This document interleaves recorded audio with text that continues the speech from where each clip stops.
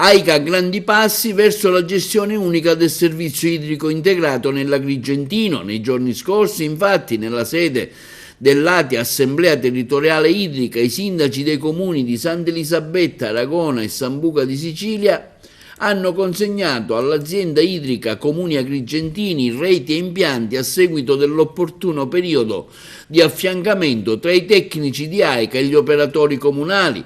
Presenti il presidente dell'ATI e il sindaco di Sant'Elisabetta Domenico Gueli, il direttore generale dell'ATI Enzo Greco Lucchina, il direttore generale di AICA Francesco Fiorino, il sindaco di Aragona Giuseppe Pendolino, mentre collegati in streaming il presidente del CDA Gerardo Castaldi, il sindaco di Sambuca di Sicilia Leo Ciaccio, oltre ovviamente ai tecnici AICA dei comuni interessati.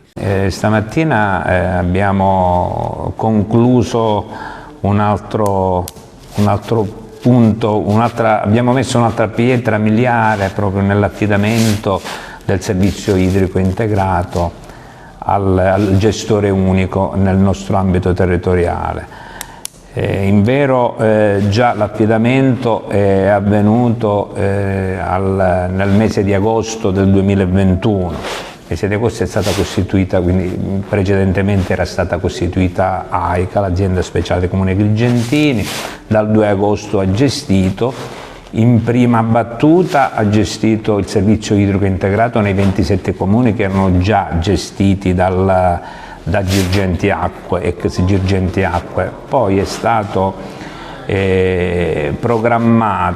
programmata la gestione delle reti e la gestione in tutti gli altri comuni che non hanno avuto il riconoscimento della salvaguardia del 147 dell'articolo 147, il comma 2 bis.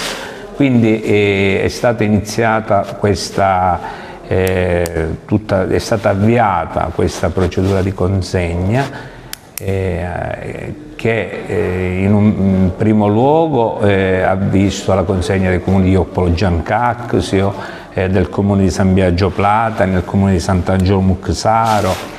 A questi comuni oggi si sono già aggiunti il comune di Aragona, il comune di Santa Elisabetta e il comune di Sambuca di Sicilia per quanto riguarda il segmento del fognario depurativo, perché già la gestione del servizio della rete idrica era già avvenuta, perché già era gestita da Girgenti Acque e quindi è passata in automatico ad AICA. Quindi allo stato attuale dei 35 comuni che fanno parte di AICA devono consegnare le reti e gli impianti. Il comune di Palma di Montechiaro, la consegna è prevista per il 1° febbraio, già si è concretizzato il periodo ed è ancora in corso, invero, un periodo di affiancamento tra il personale di AICA e il personale del comune che attualmente gestisce la rete. Quindi questo procedimento di consegna si concluderà, è previsto per il 1° febbraio.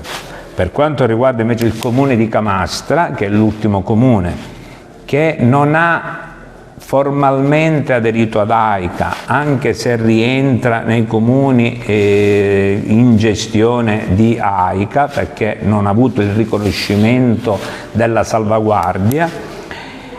E per questo comune, ripeto, per il comune di Camastra è stato invocato il potere sostitutivo della regione siciliana. Quindi siamo in attesa della nomina di un commissario ad acta che provvederà alla consegna degli impianti e delle reti del comune di Camastra ad AICA.